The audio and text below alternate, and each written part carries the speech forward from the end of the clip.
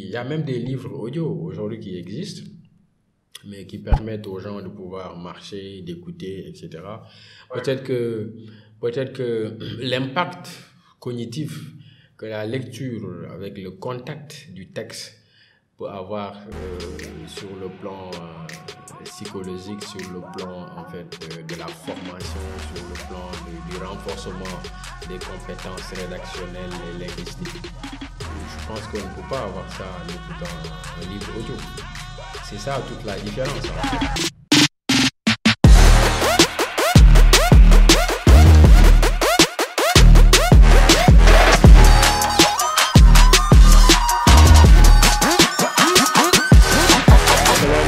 Bonsoir à tous et à toutes, j'espère que vous allez bien. Ici au boy Habib Sal.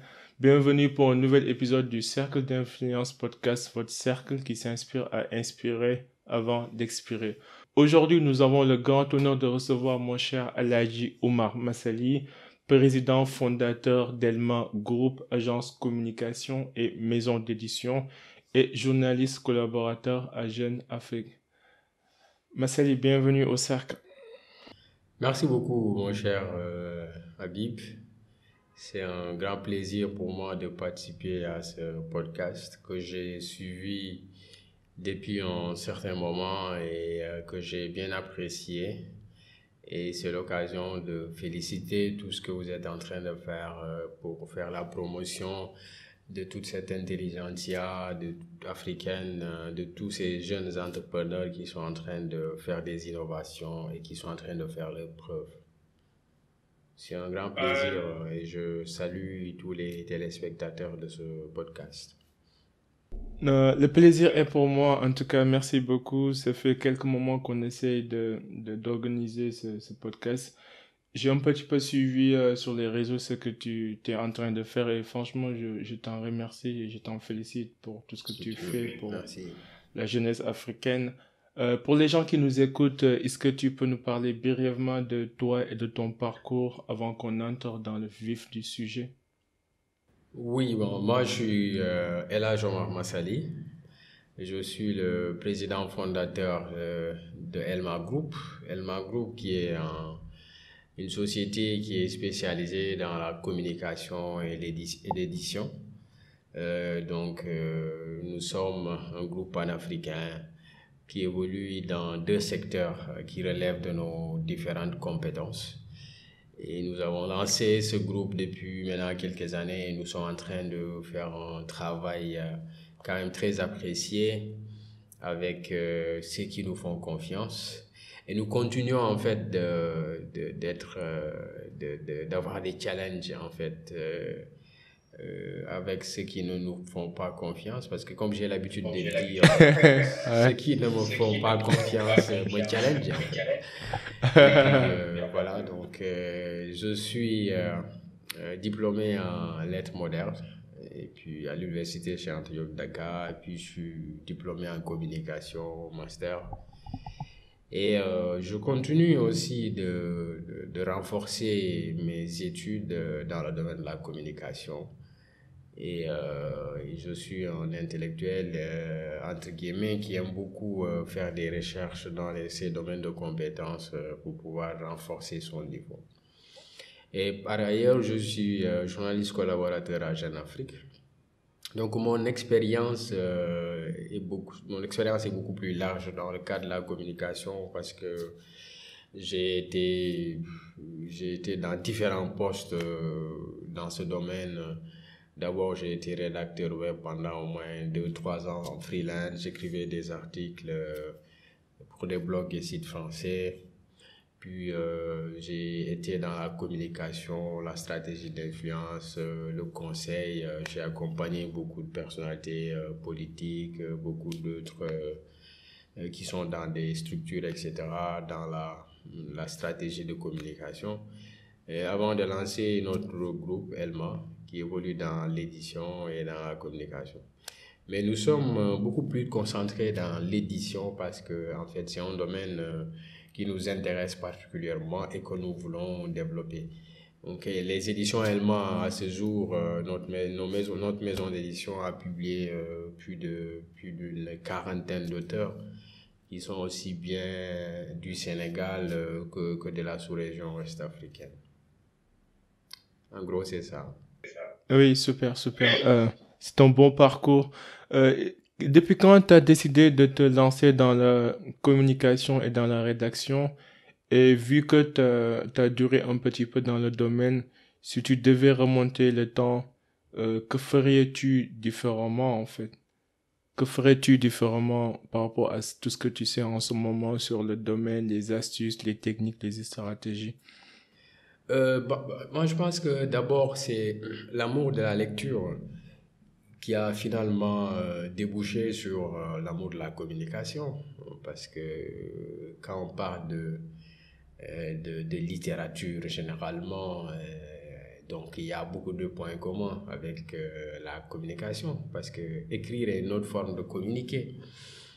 Et je pense que le goût, en fait, et la passion de la com est né quand j'étais jeune, parce que, voilà, j'aimais lire. Peut-être que c'est l'environnement aussi qui m'a influencé. Je suis né d'un père instituteur qui me formait. Et donc, on avait les cadres et l'atmosphère était vraiment appropriée peut-être pour développer un talent et pour pouvoir asseoir les bagages linguistiques nécessaires pour peser sur la balance dans ce Ouais. domaine. Donc, mais c'est après que, quand je suis venu à l'université, que je me suis formé, quoi, réellement, que j'ai commencé à m'intéresser à tous les beaux textes, tous les bons textes, tous les grands littéraires, et que j'avais noué avec la passion de l'écriture. Donc j'ai commencé à lire des auteurs qui m'ont marqué, des auteurs tels que Roland Barthes, des auteurs tels qu'André Gide, les 20e, les auteurs africains, Malik Fall et Kourouman et beaucoup d'autres qui m'ont justement intéressé. Et cette passion a fait que l'écriture, tout de suite, je l'ai aimée, je l'ai embrassée, je l'ai épousée. Et j'ai commencé à écrire. Il y a aussi que j'ai un grand frère qui est journaliste, mon grand frère aîné, qui est journaliste. C'est génétique, quoi. C'est dans le sang, quoi. Voilà. Et qui a eu beaucoup d'influence sur moi, peut-être parce que c'est quelqu'un que j'admire, quelqu'un pour qui j'ai beaucoup d'estime et d'affection. Et quand j'étais à la fac, il me donnait déjà des magazines comme Jeune Afrique et je lisais, quoi. Et il me donnait des cartons de ce magazine. Je venais toujours, il me passait des bouquins. Donc, voilà, ça n'a pas été trop une surprise pour certains amis proches de moi de me voir même collaborer avec Jeune Afrique parce que j'ai lu ce magazine panafricain depuis des années, quoi. Donc, je pense que tout ça, j'avais des amis aussi, des amis qui étaient proches de moi et qui avaient la même passion que moi. Donc, c'est en cela aussi que le compagnonnage est important, le cadre. Mais je pense que tout ça fait que, voilà, la passion s'est intensifiée. Et maintenant, cette passion de l'écriture, du discours, naturellement, a débouché sur une passion de la com, quoi. T'as abordé un point essentiel, t'as parlé de l'écriture et à quel point il est essentiel. Et je pense qu'avec la nouvelle génération, surtout dans un monde digitalisé, numérisé, l'écriture a quand même perdu son sens. Par exemple, dans notre, quand tu analyses actuellement, en fait, les centres de formation ou le niveau de qualification des jeunes, ça n'a jamais été si bas en termes d'expression orale, d'expression en fait écrite, en termes de comportement. J'ai l'impression qu'on est dans dans une phase de déclin, quoi, en termes d'expression écrite et orale.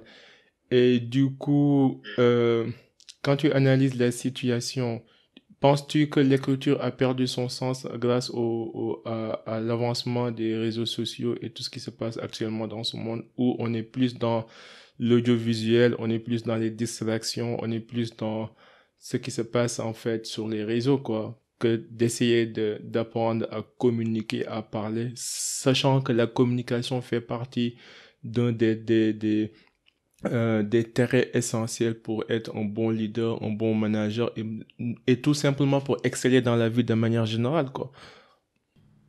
Bon, je pense que l'écriture est fondamentale dans la vie, surtout administrative, politique, etc. Parce que déjà, nous avons comme la langue de travail la langue française. Et la rédaction est quelque chose qui est fondamental dans l'administration. Tous les documents sont écrits, etc. Et je pense que peut-être aujourd'hui, ce qui pourrait être menacé, entre guillemets, c'est la lecture. Peut-être l'avènement du digital a fait que certains jeunes n'ont plus le temps de lire, ou certains même, entre guillemets, qui se disent intellectuels ne lisent pas. Ouais. Pourquoi ils ne lisent pas? Parce qu'il faut savoir d'abord que la lecture est une habitude. C'est une habitude, c'est une affaire d'habitude, c'est une affaire d'humilité. Humilité dans la mesure où quand on lit un bouquin, on a envie d'apprendre de quelqu'un, ou bien on a envie de savoir, de connaître en fait dans ce qu'il a écrit, qu'est-ce que je peux prendre, qu'est-ce qui peut être utile pour moi, ou bien quelles sont ses limites, qu'est-ce que moi je peux apporter comme suggestion, etc. Donc, à chaque fois qu'on est dans la lecture, qu'on achète un livre pour lire, on est dans une sorte de quête de perfectionnement, c'est-à-dire on se rend compte que, en effet, que nous avons des limites et que en lisant les autres, non seulement ça pourrait nous permettre de combler ces limites, mais de savoir ce qu'on ne savait peut-être pas, puisque tout est dit en fait. L'on vient très trop tard, disait Jean de la Bruyère. Depuis plus de 7000 ans qu'il y a des hommes qui pensent. Donc tout a été écrit et la lecture est un processus qui permet de pouvoir savoir en fait, d'aller au-delà des connaissances superficielles pour pouvoir creuser au fond et savoir qu'est-ce qui a été dit, qu'est-ce qui a été écrit. Et partant de ce qui a été écrit, qu'est-ce qui peut être rajouté, qu'est-ce qui est en fait, qu'est-ce qui sont les limites, etc. Maintenant, il faut dire que cette lecture demande du temps. Ça demande du temps, mais je ne suis pas trop pour ceux qui disent qu'ils n'ont plus de temps pour lire. Moi, je pense qu'on a toujours le temps pour lire si on en fait une habitude. Ouais. Si on en fait Une priorité aussi. voilà. En tout cas, moi, par exemple, ça me fait peur de rester une semaine sans lire parce que je me dis, je vais désapprendre. Puisque en fait, je suis quelqu'un qui est curieux, et donc j'ai une curiosité intellectuelle. C'est-à-dire, moi, je pense que pour renforcer mon niveau, pour connaître ce que je ne savais pas, et puis pour combler mes limites, pour me rendre compte de mes propres limites, d'ailleurs, il faut que je lise. Donc la lecture me permet de me confronter à moi-même. Elle me permet de me tenir debout. C'est ce que disait Antoine Compagnon. La littérature ne permet pas de marcher, mais elle permet de se tenir debout. Dans ce sens, la lecture, elle est fondamentale. L'écriture est quelque part nécessaire, puisque tant que la langue de communication, une langue française, tant que nous avons notre administration, tant que nous avons nos écoles, etc., où on nous exige en fait d'écrire et de faire la rédaction, je pense que ça devient une obligation. Mm, mm. En même temps, bon, il y en a certains qui diront que le sens même, le fondement même de la transmission et du partage a changé. Parce que, par exemple, c'est vrai que moi, personnellement, par exemple, je suis quelqu'un de très visuel. Donc, si je dois choisir entre apprendre quelque chose en lisant ou en regardant une vidéo ou bien en écoutant une audio, je préfère largement vidéo ou audio que sur que sur la lecture d'un livre physique. Donc, du coup, avec les réseaux sociaux, maintenant, tu peux écouter des podcasts en marchant, en travaillant, et c'est une manière d'apprentissage. Tu peux aussi écouter des vidéos, des documentaires sur Netflix, ainsi de suite. Donc peut-être même le modèle, le canal de transmission, peut-être ça a changé comparé à ce qu'on connaissait avant. N'empêche, l'essence fondamentale, la quête du savoir n'a jamais été si facile qu'aujourd'hui comparé aux années précédentes. En fait, même si vous faites rien et que vous y scrollez sur Instagram, il y a de fortes chances que vous tombez sur une information utile, qui peut vous aider, quoi. Oui, je pense qu'en fait, généralement, aujourd'hui, nous sommes dans un monde où le savoir est accessible. Quand je dis le savoir est accessible, mais il faut faire toujours des efforts pour pouvoir L'effort, aller à la oui. recherche du savoir. Parce que c'est comme ça, en fait. Malheureusement ou heureusement, on ne peut pas verser le savoir comme ça dans la tête d'une personne. Il faut aller vers le savoir. Il faut aller à la recherche, donc à la quête du savoir. Même si c'est accessible, mais ça demande des efforts. Ça demande des efforts pour pouvoir comprendre certaines choses. C'est vrai que le livre est devenu aujourd'hui, peut-être pour beaucoup de gens, un moyen de parvenir à la connaissance, un moyen de comprendre d'autres enjeux, un moyen de découvrir d'autres mondes, etc.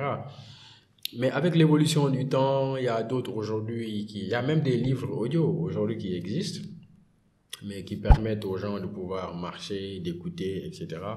Peut-être que, peut-être que l'impact cognitif que la lecture avec le contact du texte peut avoir sur le plan psychologique, sur le plan en fait de la formation, sur le plan du renforcement des compétences rédactionnelles et linguistiques.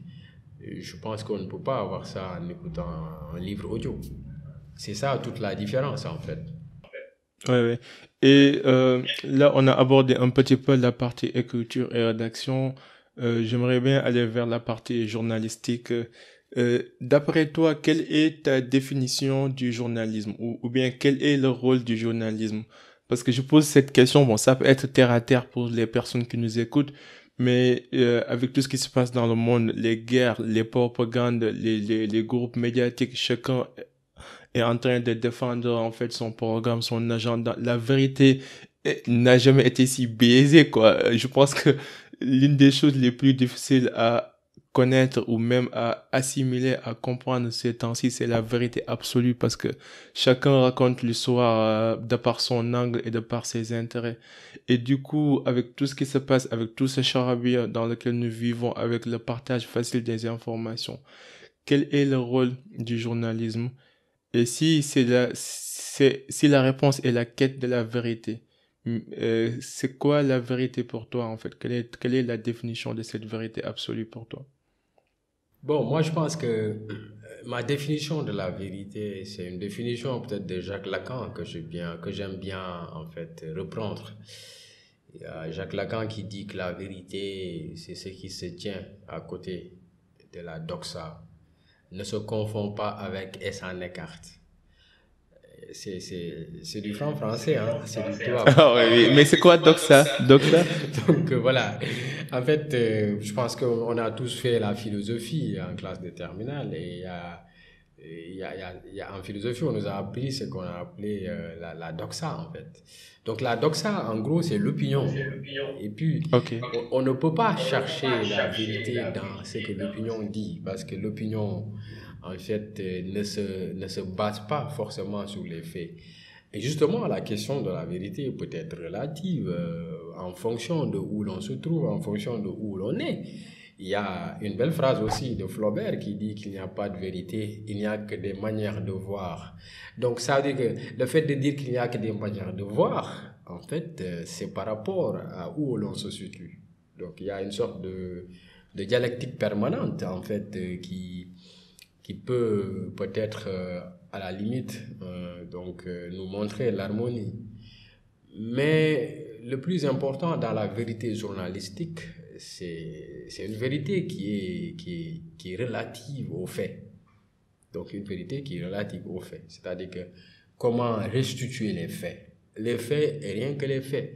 Donc je pense que plus généralement, on dit que quelqu'un est journaliste lorsqu'il lorsqu'il restitue les faits. Parce que le journaliste, son travail, c'est de pouvoir, en fait, s'en tenir aux faits. S'en tenir aux faits. Maintenant, il y a d'autres genres journalistiques qui existent, donc qui permettent peut-être aux auteurs de donner leur avis, comme les chroniques, comme les éditos. Et c'est là où tu vois certains médias, parce que tout le monde sait que peut-être il y a certains grands médias qui ont des positions, qui ont une ligne éditoriale, qui défendent des positions, qui défendent des thèses. Et c'est pourquoi peut-être dans ces médias-là, vous pouvez voir des gens qui font des éditos et qui soit assument leur prise de position, soit donnent leur avis par rapport à telle ou telle action. Donc sur ce plan, la vérité peut être relative, mais ce qu'on peut dire dans la vérité journalistique, c'est qu'un journaliste est quelqu'un qui doit justement s'en tenir qu'aux faits. S'en tenir qu'aux faits. Et je pense que sous ce rapport, on peut dire que la vérité, c'est par rapport à ce que les faits disent. La vérité, c'est par rapport à ce que les faits disent. Je vois un petit peu, mais penses-tu que ces faits-là peuvent être influencés par ce qui se dit dans la toile, par ce qui se dit par l'opinion publique, par les réseaux? Par exemple, je donne un exemple. On voit ce qui se passe avec la guerre entre Israël et Palestine ou la guerre entre la Russie et l'Ukraine. Mais j'ai l'impression qu'en fait, il y a tellement de sources d'informations et d'histoires contradictoires qu'en fin de compte, en fait, chacun finit par croire ce qu'il a envie de croire. Si, par exemple, tu es comme moi, tu es un musulman, peu importe ce que tu vois, tu vas te ranger aux côtés des Palestiniens. Par exemple, les chrétiens ou ceux qui sont en fait qui sont en fait très proches avec la communauté juive, ils vont faire tout, peu importe ce que disent les faits, ils vont se ranger aux côtés des juifs. Et du coup, j'ai l'impression que les réseaux sociaux ont un petit peu changé en fait le rôle du journalisme moderne, quoi. Qu'en penses-tu? Est-ce que les faits n'ont pas été influencés par un nombre d'idées interchangeables et qui, en fin de compte, finissent par être diluées et même perdre leur sens, quoi? Oui, c'est vrai que bon, vous avez parlé de deux faits. D'abord, il y a la responsabilité des médias, parce que les médias ont une certaine responsabilité vis-à-vis de ce qu'ils disent, vis-à-vis des arguments tenus, des faits qu'ils relatent. Donc, je pense que sous ce rapport, on peut dire en fait les médias ne doivent que poser des faits, les faits. Et partant de ces faits-là, les lecteurs ou les gens qui sont attentifs pour pouvoir essayer de démêler le grain de la paille. Mais il faut comprendre que dans la géopolitique des médias, il y a souvent derrière certaines puissances en fait. Il y a certains médias qui jouent des rôles de lobbyistes, qui prennent des positions assumées, ou bien qui dans le traitement de l'information, on sent en fait qu'ils ont des partis pris, qu'ils ont des positions, etc. Donc ça, c'est des choses qui existent.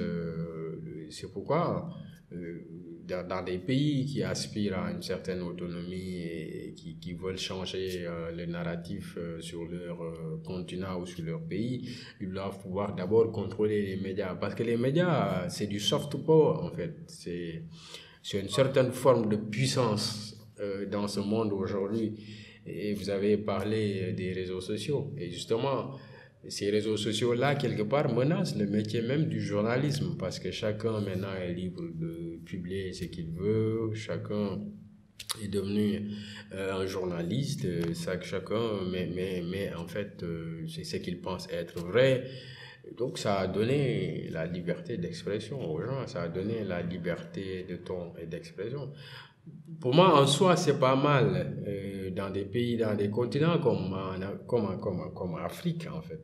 Dans des continents comme en Afrique, où la liberté d'expression était quelque part étouffée, ou presque. Et jusque-là, dans certains pays, à l'époque, on avait les médias classiques qui étaient soit des médias qui étaient financés par des politiques ou qui avaient certaines positions tranchées par rapport à telle ou telle question. Mais aujourd'hui, les jeunes sont connectés et les jeunes s'intéressent à la gestion de la chose de tous. Ils essaient d'avoir leur position. Ils essaient en fait d'avoir leur mot à dire sur le chapitre. Ce n'est plus des moments où en fait personne ne parle et puis on se limite à ce que disent les journaux souvent la plupart de ces journaux-là, ils ont souvent une ligne éditoriale qui est souvent proche du pouvoir, etc. Mais cette liberté doit être encadrée. Ça doit être encadré parce que en fait, chacun peut donner son avis, chacun peut donner son point de vue sans pour autant altérer la liberté de l'autre, sans pour autant enfreindre la liberté de l'autre, sans pour autant peut-être s'inscrire dans une logique de diabolisation, etc., quoi. Maintenant, je pense que cela aussi, ça menace le métier de journalisme. Ouais. Et Thomas Friedman est revenu largement sur ce fait-là dans un excellent livre qu'il a écrit. Thank you for being late. Merci d'être en retard. Donc, dans ce livre, il revient un peu sur aujourd'hui l'avènement de l'Internet qui fait face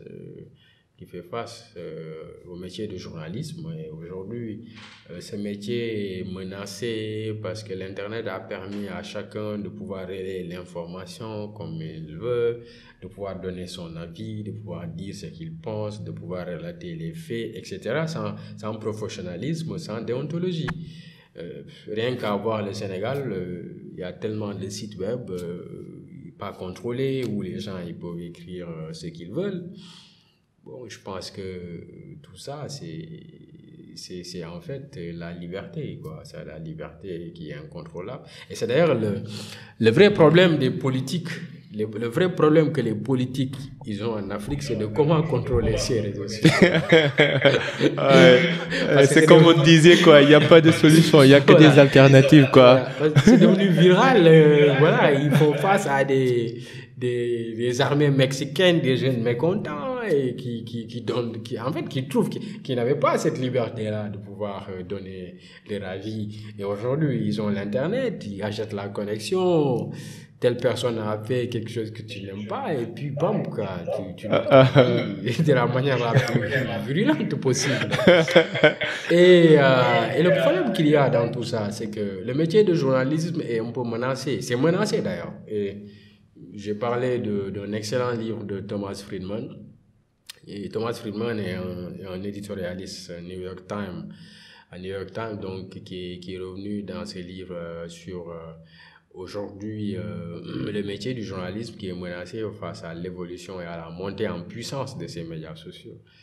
C'est pourquoi on parle aujourd'hui, même dans le métier du journalisme, on parle du fact-checking, c'est-à-dire que la vérification des faits. C'est-à-dire que le journaliste aujourd'hui doit procéder à plusieurs vérifications, parce que si tu te limites à une petite publication sur Facebook pour apprécier un fait, mais il faut approfondir tes enquêtes, parce que on peut pas se limiter maintenant sur ce que telle personne a dit parce que je l'ai vu sur le web pour dire que c'est vrai. Il faut aller au-delà de cela pour pouvoir creuser au fond et vérifier les faits.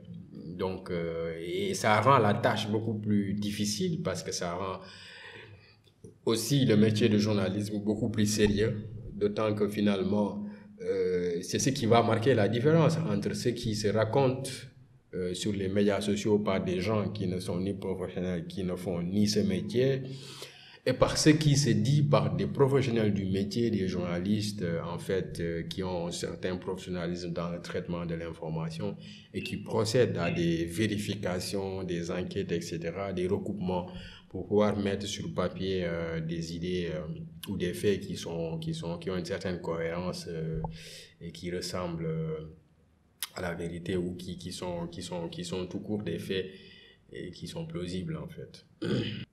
Oh, ouais. T'as abordé un sujet aussi, ça tombe bien parce que j'ai regardé en fait sur Netflix un documentaire qui s'appelle comment devenir un tyran, quoi. Et le documentaire faisait un petit peu le résumé des différentes valeurs ou les principes à mettre en place pour devenir un tyran. Et ça montrait un petit peu comment Hitler, par exemple, ou Staline, ou tous les grands tyrans du monde, comment ils ont réussi à devenir, en fait, des hommes redoutables. Et l'un des chapitres, c'était de devenir, en fait, la seule source fiable d'information. Et c'est basiquement le communautarisme, quoi. Le communisme, je veux dire. À l'époque, c'était, on essayait de mettre, d'exterminer, en fait, toutes les sources d'information pour faire sorte qu'il existe une seule source d'information, et cette source sert, d'une manière, ça sert comme une machine à propagande pour véhiculer les informations qu'ils souhaitaient véhiculer et faire un petit peu de l'oppression sur le propre peuple, quoi. Et du coup, on est passé de cette période du communisme à une période où tout est démocratisé, tout est rendu libre, mais n'empêche que j'ai suivi un article où on disait que, par exemple, 80% des comptes sur Twitter qui abordent les sujets politiques, c'est des faux comptes qui sont créés par les Russes pour, en fait, diviser de plus en plus les médias américains, ou pour créer, en fait, des tensions dans les campagnes présidentielles. Oui, ça existe. Il y a ce qu'on appelle les agences en fait, d'influence, les agences d'irréputation, en fait, qui créent des médias, qui créent des comptes fictifs, etc., pour pouvoir peser sur... Du coup, ce que je voulais dire, ouais, c'est qu'en fin de compte, tu te dis, mais aucune solution est optimale, parce que le communisme, tout le monde sait que c'est pas une solution optimale, mais aussi la liberté. Aujourd'hui, on parle même de la géopolitique, en fait, des médias sociaux. Parce que les médias sociaux sont devenus des éléments, en fait, dangereux. C'est devenu, en fait, aujourd'hui, des éléments qui permettent aux États d'influencer. C'est devenu une plateforme, ce sont des plateformes maintenant d'influence. Et puis, tout le monde en parle. Donc, c'est devenu un fait, en fait, qui menace tout le monde, hein, qui menace... Ouais. C'est devenu un élément de division, quoi. Et moi... Les métiers d'irréputation sont aujourd'hui, nous faisons ça aussi. C'est-à-dire que sur les médias sociaux aujourd'hui, on peut s'élever comme ça, balancer un message qui n'est pas vrai et qui peut atteindre la réputation d'une personnalité ou d'une personne. Et le problème avec les médias sociaux, c'est que ça plonge facilement les gens dans ce qu'on appelle la communication de crise. Et aujourd'hui, quand tu fais une publication en une fraction de seconde, ça fait le tour du monde avec les partages. Et c'est pourquoi on parle aujourd'hui de veille digitale, on parle de stratégie de présence digitale, on parle de tout ce qui est éléments qui peuvent aujourd'hui permettre aux entreprises, aux personnalités d'avoir un regard beaucoup plus large sur leur identité numérique. Donc, parce qu'une personne peut se lever aujourd'hui, faire des publications dans le but d'atteindre en fait la réputation, l'honorabilité, etc. On en voit tous les jours et on ne sait pas dans l'environnement du web qu'il y a des gens, en fait, aujourd'hui, tout ce qu'ils voient sur les réseaux sociaux, ils pensent que c'est vrai, parce que l'environnement est tellement...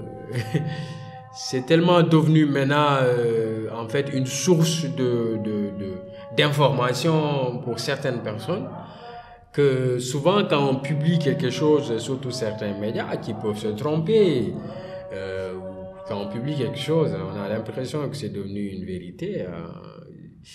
Et cela, peut-être, ça guette tout le monde, notamment les politiques, les personnalités publiques, etc.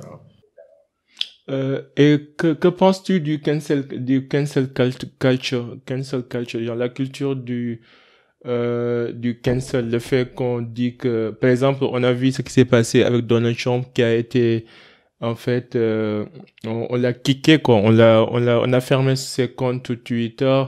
Et je me rappelle bien, pendant la pandémie Covid aussi, il y avait les équipes, il y avait deux groupes, les pro-vaccins et les anti-vaccins. Et je me rappelle bien les journalistes qui avaient des chaînes YouTube ou qui étaient anti-vaccins. Ils ont tous en fait vu leur compte fermé par YouTube. Du coup, j'ai l'impression qu'on retourne à l'époque du communisme où en fait l'information est censurée. Soit tu dis quelque chose qui coïncide avec ce que on croit, avec notre manière de voir le monde. Sinon, en fait, on ne vous considère plus. C'est comme disait, il y avait un philosophe qui disait que si vous êtes en fait un homme de surpoids, soit au lieu de dire que je suis un homme de surpoids et que je suis pas en bonne santé et que je suis en fait anormal, l'autre solution c'est de dire toutes les personnes qui sont en fait de bonne taille sont problématiques et c'est moi qui est la personne normale et d'accepter ça et de vivre dans son délire, quoi. J'ai l'impression que c'est ce qui se passe en ce moment en fait dans le monde. Chacun a envie d'entendre ce qu'il a envie d'entendre et si jamais quelqu'un dit quelque chose d'autre, on s'en tape, on ne le considère pas, ou parfois même on l'appelle à ce qu'il soit censuré, quoi.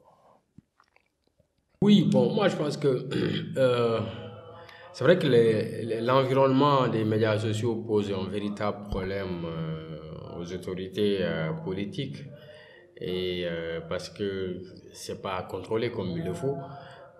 Le seul moyen de contrôler, c'est de supprimer peut-être le compte de quelqu'un ou bien et vous avez vu ce qui s'était passé au Sénégal quand il y avait les émeutes.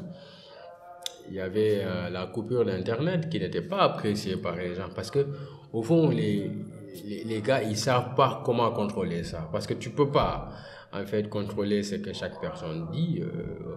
J'avais une fois noté que, en fait, c'est l'assemblée la plus démocratique finalement, les réseaux sociaux. Parce que, Ouais, ouais, parce que tout le c'est monde, vrai. on n'a pas besoin d'aller à l'Assemblée nationale pour dire ce qu'on pense, pour parler, pour parler au nom de la société. Donc je dis Ouais, que ouais, finalement les ouais. réseaux sociaux sont quand même c'est une assemblée assez démocratique qui permet aux petits voilà quoi, au petit villageois qui est là-bas de pouvoir acheter sa connexion et de dire ce qui fait mal dans sa localité.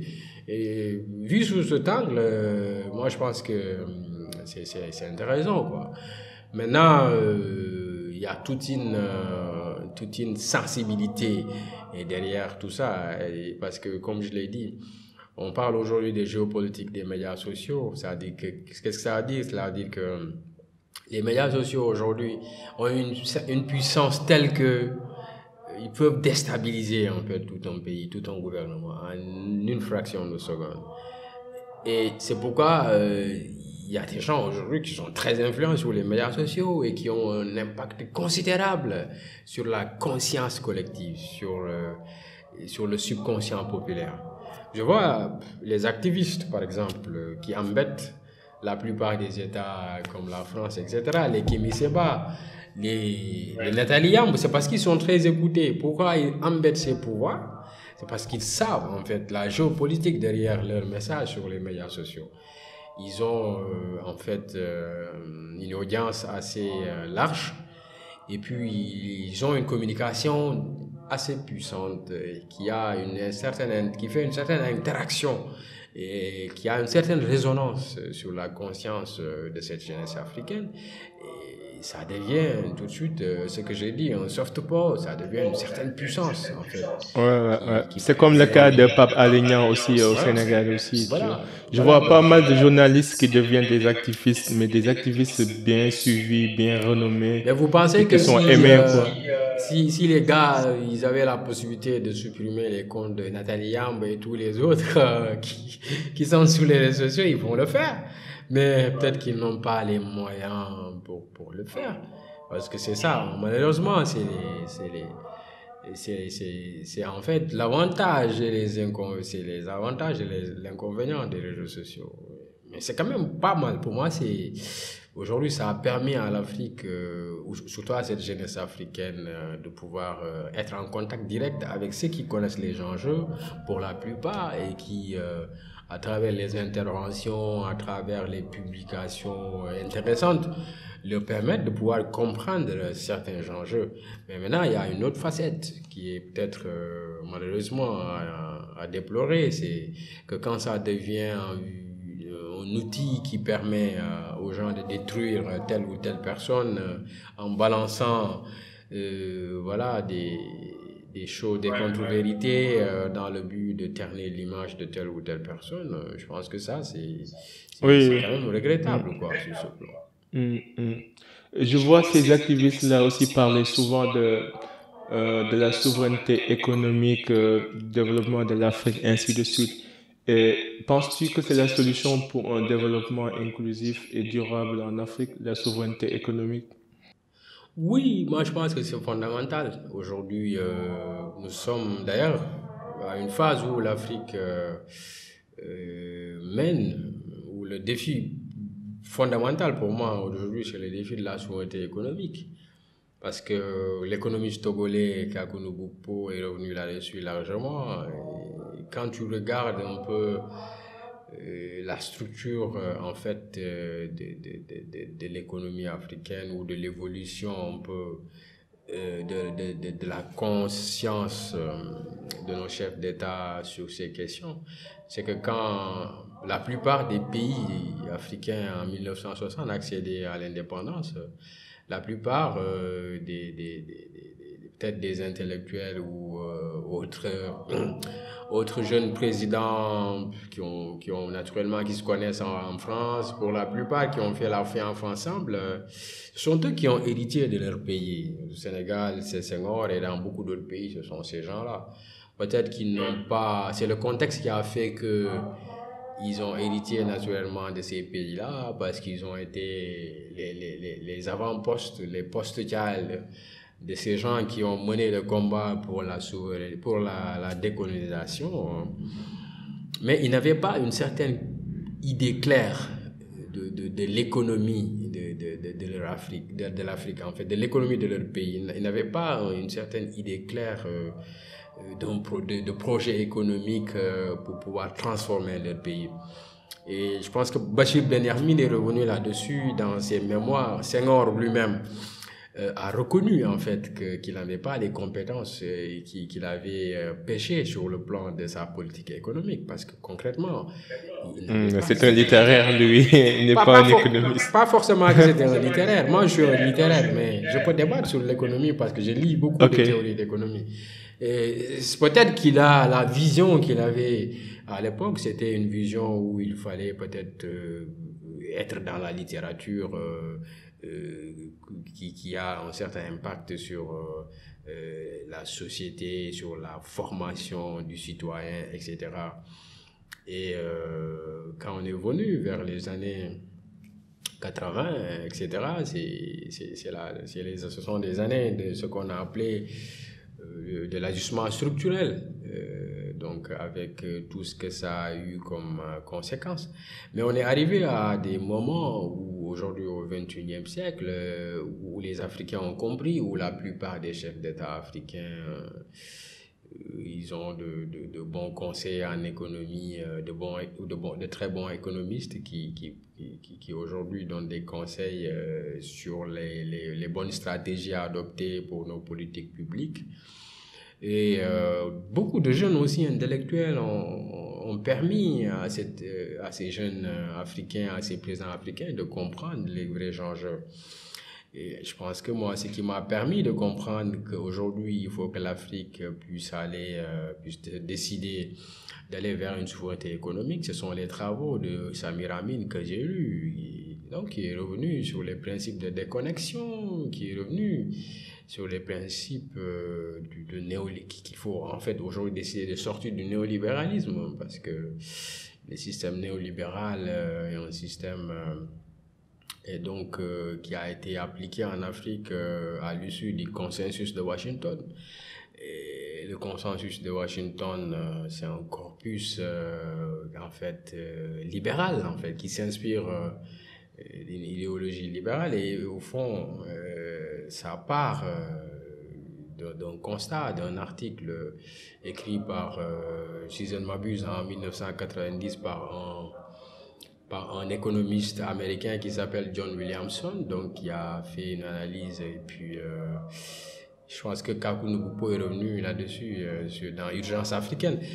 Et ces corpus, en fait, ces décisions à l'issue du consensus de Washington ont été appliquées en Afrique et ça a amené les années de l'ajustement structurel. Donc, on a des économistes aujourd'hui qui comprennent les enjeux et qui ont écrit sur ça et qui nous ont permis de comprendre qu'il faut aller vers une souveraineté économique. La souveraineté économique, c'est quoi? C'est de décider en fait, d'abord de défendre ses intérêts, de rendre son économie dynamique et compétitive, et puis de voir comment en fait créer des chaînes de valeur et comment renforcer ces PME et PMI qui au fond créent de l'emploi, comment sécuriser le marché, parce que au fond, comme le dit Kagno Bokpo, le néolibéralisme c'est la liberté du loup dans la bergerie, et donc on ne peut pas continuer d'ouvrir comme ça le marché africain et puis mettre les loups dans la bergerie, en fait. C'est-à-dire mettre des entrepreneurs qui sont déjà soutenus par le pays, etc., dans un marché où les autres ne sont pas soutenus par leur État. Donc, il n'y a pas de... on ne peut pas parler de libre-échange. Je préfère qu'on parle de juste échange parce que le juste échange nous permet de pouvoir régler les vrais problèmes. Et je pense que les choses sur ce plan sont en train de bouger, quoi. Aujourd'hui, il y a beaucoup de choses qui avancent dans le continent.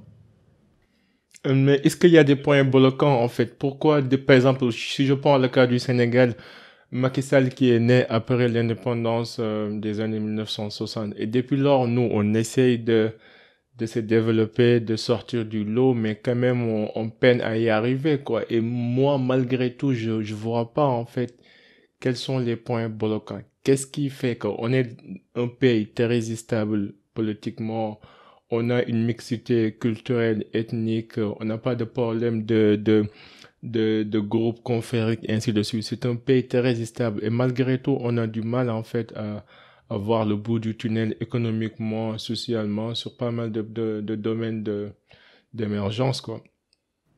Oui, bon, je pense que ça relève de beaucoup de problèmes qui sont assez complexes, qui sont en fait qui sont des problèmes de fond. Les gens ont tendance souvent à parler de développement en convoquant des questions de surface. Quand je dis des questions de surface, c'est des questions aujourd'hui, c'est des questions courantes, quoi. C'est des questions conjoncturelles. Mais il faut en fait que nos politiques s'intéressent à tout ce qui est question structurelle. Je pense qu'aujourd'hui, les gens, ils savent. Et que tant qu'on va rester dans ce système néolibéral, tant qu'on ne sort pas en fait de la logique de ces institutions de Bretton Woods qui imposent souvent à nos États des politiques publiques et pour en revanche avoir des financements et qui orientent souvent la politique de ces pays qui auraient dû en fait partir des constats factuels sur les vrais problèmes de nos pays, sur les défis à relever, sur les vrais enjeux. On va toujours tourner en rond. Et puis, bon, Macky Sall est venu avec son PSE, peut-être qu'il a pu réaliser des choses sur le plan des infrastructures, mais jusque-là, les questions de fond ne sont pas réglées. Les questions de fond, c'est l'éducation, c'est la santé, c'est l'emploi. La politique souvent prend le dessus sur les vraies problématiques de développement. Ils nous ont parlé de croissance par-ci, par-là, mais au fond, le mot croissance est toujours polysémique. Le mot développement est polysémique. Oui, très polysémique, très généraliste, ouais. Je dis, en fait, le mot développement, c'est vague. Donc, c'est l'ensemble... c'est l'ensemble de beaucoup de changements, en fait. C'est l'ensemble de beaucoup de dynamisme, de dynamique, en fait. Et on ne peut pas se limiter à dire qu'on a une croissance élevée, on a une croissance qui nous permet de pouvoir se glorifier qu'on a atteint nos objectifs de développement. La croissance, au fond, ne sert à rien. C'est juste un instrument qui permet de mesurer un des indicateurs du développement. Il y a des choses à faire, mais il y a beaucoup de choses qui restent à faire. Et pour qu'on y arrive, je pense qu'on a besoin des leaders qui ont certains leadership forts et qui ne pensent pas à leur réélection et qui pensent justement à s'affronter aux vrais problèmes. Et ces vrais problèmes-là, c'est ce que j'ai évoqué. Et plus on avance, plus ça devient c'est beaucoup plus sérieux.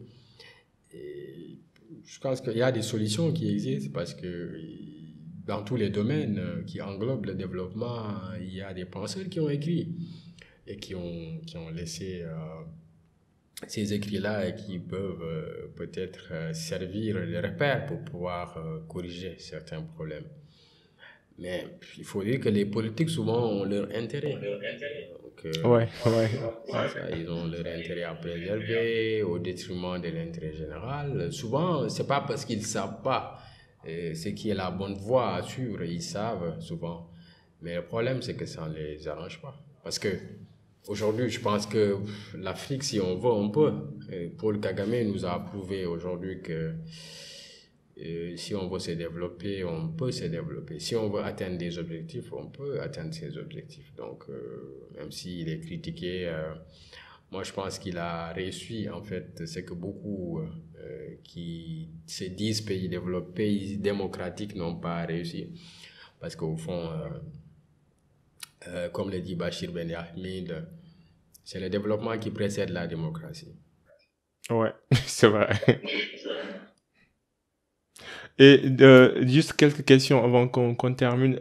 C'est bientôt les élections présidentielles au Sénégal qui sont prévues pour le mois de février 2024. Et on parlait tout à l'heure en off de l'importance de la communication, les stratégies de com, l'image, la gestuelle dans des moments pareils. On a vu des modèles exemplaires, par exemple, dans les élections américaines ou françaises, où on voit comment, en fait, les spécialistes comme ont aidé, par exemple, un tel candidat à gagner un débat présidentiel. Vu que tu es dans le domaine, est-ce que tu as des astuces ou des conseils à donner à ces candidats et qui peuvent appliquer aussi à toute personne lambda, normale, qui cherche à améliorer son style de communication, à imposer son charisme, pas forcément son autorité, mais son charisme et surtout, en fait, à arriver à faire passer son message de manière claire, nette et impactante, quoi. Et impactant, ouais. Bon, je pense que un des brillants spécialistes du discours généralement, Patrick Charodeau a fait un livre qui est revenu sur une lecture croisée entre Sarkozy et Ségolène Royal. Et il est revenu sur quels sont les éléments de communication qui ont été mis en œuvre dans la campagne de Sarkozy pour pouvoir gagner l'élection présidentielle française. Et dans l'avant-propos de ce livre, il a dit une phrase qui m'a beaucoup marqué. Il dit, je cite, « Les raisons d'une victoire électorale sont toujours nombreuses. La complexité de la vie en société est telle, les aspirations des électeurs sont telles qu'on ne peut pas se limiter à une raison unique. » Fin de citation. Donc, qu'est-ce qu'il veut dire par là? Il y a trop de solutions encore. Voilà, qu'est-ce qu'il veut dire par là? C'est-à-dire que, en fait, on a face à nous des électeurs. En fait, des électeurs, et parmi les électeurs, il y a différents types d'électeurs. Et parce que Charodeau, d'ailleurs, la conquête du pouvoir. Dans un autre livre, il est revenu pour spécifier les types d'électeurs. Il a parlé des électeurs pièges à con, il a parlé des électeurs en fait convaincus, il a parlé des électeurs en fait des indécis quoi. Et il a catégorisé ces types d'électeurs. Et je pense que la com a une importance capitale dans la conquête du pouvoir parce que finalement, tout est de la communication. Parce que du profil du candidat au jour où on va déclarer en fait qu'il a gagné ou pas, il n'y a que la com qu'on fait. Mais malheureusement, moi ce que j'ai constaté, c'est que les politiques souvent n'ont pas une grande compréhension des enjeux de la communication en politique. Et souvent les gens confondent les rôles, les gens confondent les rôles. Vous avez parlé tout de suite des États-Unis, mais le problème est que quand vous avez une entreprise ou quand vous êtes en campagne électorale, souvent vous pouvez avoir un conseiller en communication, vous pouvez avoir dans votre directoire de campagne un comité qui est chargé de la communication. Mais souvent les candidats, ils ont ce qu'on appelle les spin doctors. Ce sont des gens qui sont engagés et qui viennent pour des missions ponctuelles. Et les tâches sont réparties. Je donne un exemple de Barack Obama. Mais son conseil discours, c'était un jeune de 27 ans à l'époque qui s'appelle John Favreau, un auteur, un écrivain américain, mais qui faisait ses grands discours. Et je pense que quelqu'un comme Ousmane Sonko avait compris cela, il a compris les enjeux aujourd'hui de la communication dans toute sa diversité, que ce soit la communication politique, que ce soit la communication d'influence, que ce soit en fait la communication digitale. Il a pu bénéficier de peut-être des conseils ou il a pu quand même mettre en valeur ces outils qui sont souvent ignorés par les hommes politiques classiques et finalement qui étaient totalement dépassés en fait par l'avènement de Ousmane Sonko, par son ascension fulgurante, par la perception de sa communication, par la résonance de sa communication. Mais au fond, c'est un travail. Quand tu regardes, tu vois que le gars n'a pas joué, quoi. Il a suivi sa communication de très près. Et puis, ses discours sont préparés, tout est préparé. Et je pense que en fait la com elle est très importante en politique. Et j'ai l'habitude de dire que ce sont les grands discours qui font les grands hommes politiques et ce sont les grandes com qui font les grands hommes politiques. Ouais. Oui, tu as parfaitement raison.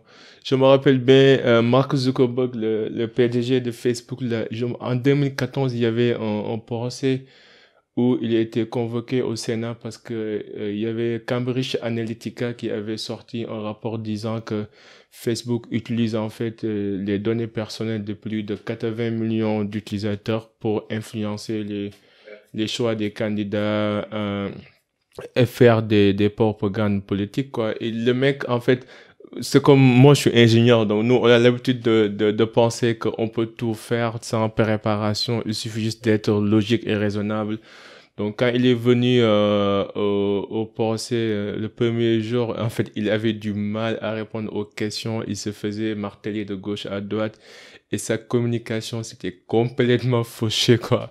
Et du coup, depuis lors, j'ai suivi un podcast récemment où il expliquait que il a dû suivre des cours de communication, de prise de parole en public. Il a recruté quelqu'un là en full time pour l'aider dans ses stratégies de com, à bien cibler son audience et tout, quoi. Et que c'était un moment révélateur pour dire que, en fait, on peut pas maîtriser ce qu'on ne sait pas, quoi. De même manière qu'on devient ingénieur sur un domaine, la communication est une technique, est une compétence et qui s'acquiert, qui s'apprend, quoi. Oui, c'est ça. Il y a beaucoup de choses à prendre en compte. C'est vrai qu'il y a la prise de parole en public, il y a les hommes politiques, par exemple, là-bas, tu vois des hommes politiques qui spécifient tout, qui ont un conseil en prise de parole en public, qui n'a rien à voir avec un conseil discours. Parce qu'on peut avoir des compétences en prise de parole en public et on n'a pas ces mêmes compétences rédactionnelles. Un conseil discours, c'est autre chose.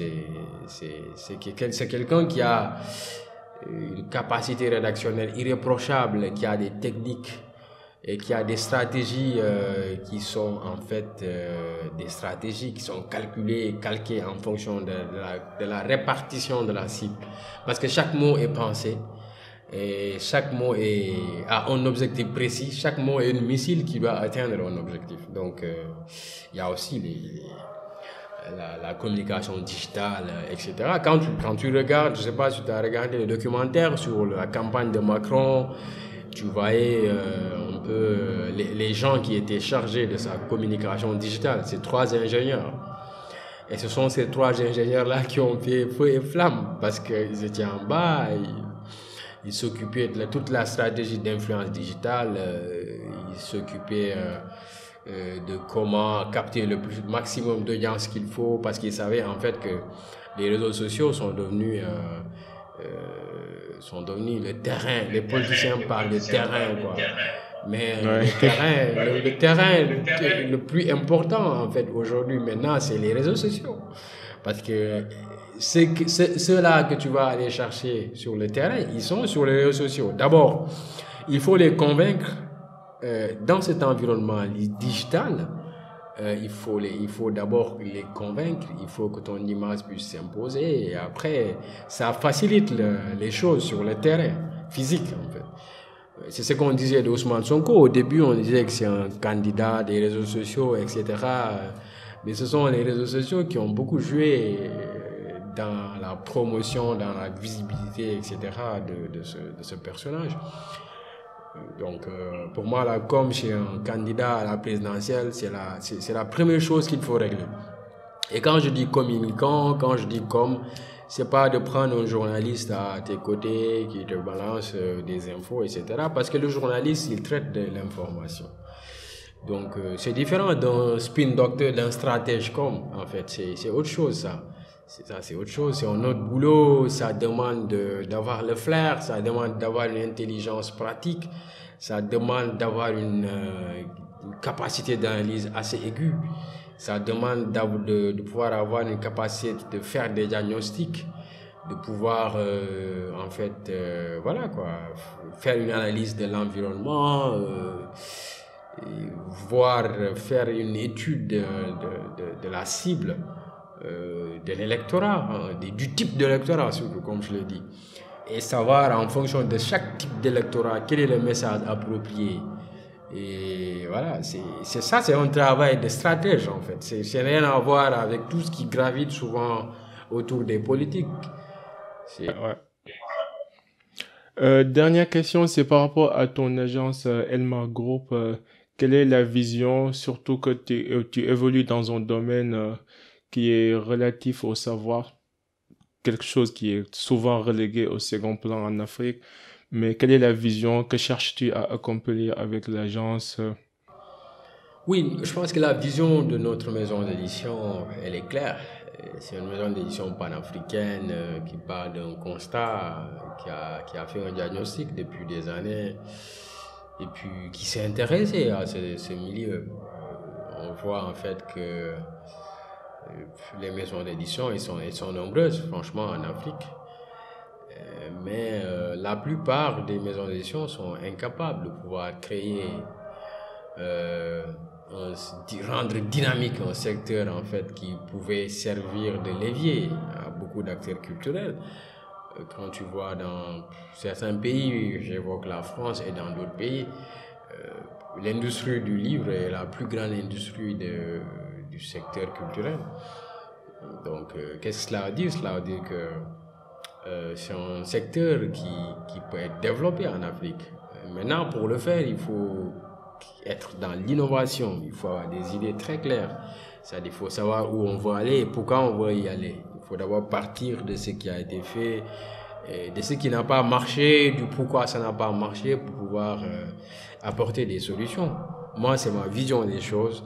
Je suis quelqu'un qui est dans la prospective, donc ce que je fais comme quand on me consulte, quand je dois venir et conseiller un homme politique ou quelqu'un d'autre dans le cadre de sa communication, et quand je dois conseiller un candidat, la première chose que je fais d'emblée, c'est de faire un diagnostic stratégique.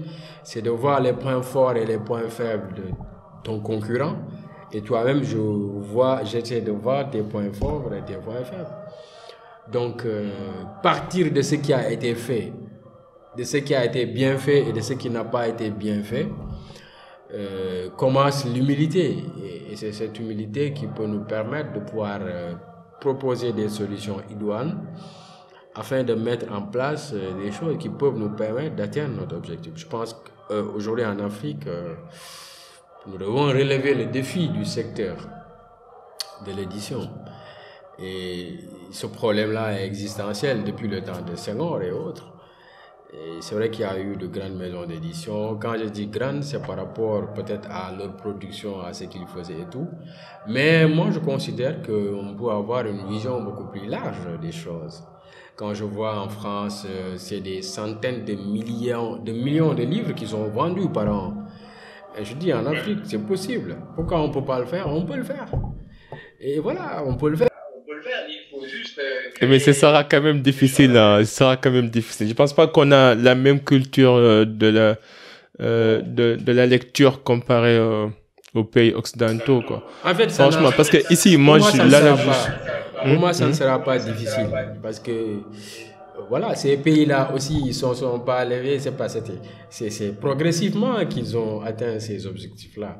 Mais le plus important, c'est qu'il y a eu des éditeurs, de grands éditeurs qui ont eu la vision et qui ont eu une stratégie innovante qui a pu quand même, qui a pu embarquer les gens et qui a pu rendre la chose plus séduisante en fait.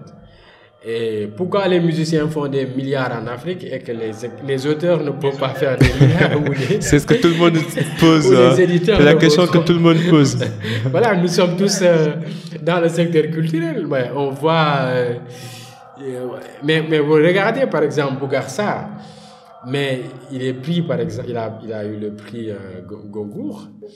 Prix Goncourt, ouais. Voilà, donc il a vendu plus de 3 millions d'exemplaires. Ouais, mais même Bougar aussi, il a bien cité dans ses livres que être un écrivain en Afrique, c'est vraiment en fait mourir de faim, quoi. En quelque sorte, l'une des raisons pour lesquelles il a décidé de venir travailler ici en France, c'est ça en fait. Justement, c'est ce cadre-là que moi j'ambitionne de créer. Oui, et c'est ça ce que j'essaie de dire, que c'est une cause noble, mais quand même la tâche sera difficile.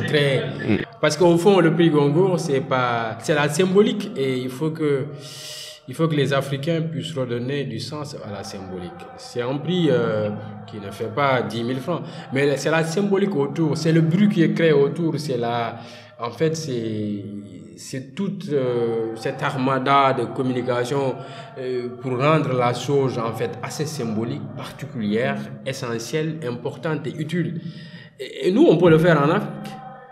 Et sauf que la différence, c'est que ces gens-là, les éditeurs, ils ont des gens qui ont eu une vision, et cette vision a été accompagnée par l'État, par le privé, par des institutions financières, etc., par des gens qui croient en eux. Et voilà, il y a des maisons d'édition qui font de grands chiffres d'affaires en Afrique. Bon, ceux qui ne sont pas dans le secteur peut-être peuvent penser que le livre ne se vend pas, etc., mais il y a des gens qui achètent des livres, même au Sénégal. Vous allez en librairie, vous trouverez des gens qui, chaque fin du mois, viennent acheter des livres. Donc pour moi, tout est question de cadre qu'on va mettre, tout est question de vision qu'on va mettre en œuvre pour pouvoir mettre les choses dans un standard où un écrivain n'a pas besoin d'aller en France pour briller ou aux États-Unis, etc. Où il peut être en Afrique, on peut avoir des prix qui sont des prix assez symboliques, assez particulières, qui peuvent en fait créer de l'humiliation intellectuelle en Afrique.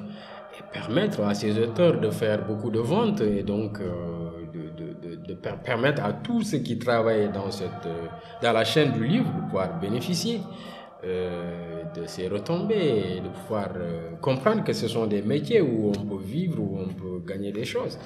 Pour moi, c'est ça. Et le cadre, c'est nous qui devons le créer. Et il ne faut pas qu'on soit dans une sorte de pessimisme en disant que non, c'est pas possible qu'on vende des centaines de millions de livres en Afrique. C'est bien possible. Parce que les choses changent, les mentalités changent. Vous avez vu qu'il y a beaucoup de jeunes qui écrivent aujourd'hui. Oui, c'est ça. Beaucoup de jeunes qui écrivent. À la postérité, qui veulent donner leur avis, qui veulent contribuer au développement du continent, qui veulent partager leurs connaissances. Donc, cette floraison-là, toute cette floraison d'auteurs, de penseurs, en fait, qui montre qu'il y a une sorte d'intensité intellectuelle qui existe en Afrique, prouve que si on met le cadre qu'il faut, si on met les moyens qu'il faut, mais on va créer la plus grande industrie culturelle en Afrique, dans le secteur éditorial. Moi, c'est ce que je crois. Et je crois fondamentalement que c'est possible parce que j'ai lu, je me suis intéressé au secteur, j'ai essayé d'apprendre, j'ai essayé de comprendre. J'essaie de voir qu'est-ce qui ne va pas, qu'est-ce qui a fait que ça a échoué, qu'est-ce qu'on doit faire, qu'est-ce qu'on doit améliorer. Donc, c'est bien possible. Oui, c'est bien possible. En tout cas, Omar, c'est un honneur. J'ai beaucoup appris à travers notre discussion. Ça se voit que tu es une personne assez réfléchie, qui a fait ses recherches, qui a beaucoup en fait apporté dans le domaine, et je te souhaite que le meilleur au monde. Donc pour les gens qui nous écoutent et qui nous regardent, comment ils pourront entrer en contact avec toi? Est-ce que tu as des projets à promouvoir? Et si tu as un dernier mot aussi, n'hésite pas. Oui, bon, je suis ravi aussi de participer à ce podcast. Comme je l'ai dit, j'ai beaucoup suivi ce que vous faites. Et j'apprécie beaucoup parce que ce sont des modèles de jeunes comme vous dont l'Afrique a besoin. C'est des jeunes en fait qui n'attendent pas que tout soit mis en place pour démarrer. Je crois qu'il faut démarrer. C'est d'abord d'identifier ses compétences, d'identifier ses points forts et essayer de les mettre sur la place publique. Essayer de les mettre en valeur. Donc essayer de les mettre en valeur pour permettre aux gens qui peut-être sont intéressés par les sujets ou les domaines dans lesquels vous êtes et qu'ils puissent savoir qu'il y a tel jeune qui est en train de faire telle chose, il faut l'encourager, il faut l'accompagner. Donc j'apprécie cet esprit et je pense que tous les jeunes africains doivent avoir cet esprit de démarrer, cet esprit de faire ses preuves. Et après, comme le disent les Wolofs, nous laissez faire que nous gel, Voilà, c'est ça. C'est ça. Voilà, donc je suis très ravi de participer à cette émission. Le plaisir est pour moi. Elma Group, nous sommes sur les réseaux sociaux et puis vous pouvez. Nous sommes basés à Dakar. Pour les gens qui veulent nous rencontrer ou qui veulent passer nous rendre visite, nous sommes dispo. Et voilà. Super. Et je mettrai tous les liens dans les show notes comme d'hab pour ceux qui nous regardent et pour ceux qui nous écoutent. Je mettrai le site web, les liens LinkedIn et tous les autres liens utiles pour que vous puissiez contacter Omar, découvrir en fait son agence. Et si vous êtes un jeune rédacteur qui a un projet de livre que vous voulez publier aussi, n'hésitez pas à contacter Omar.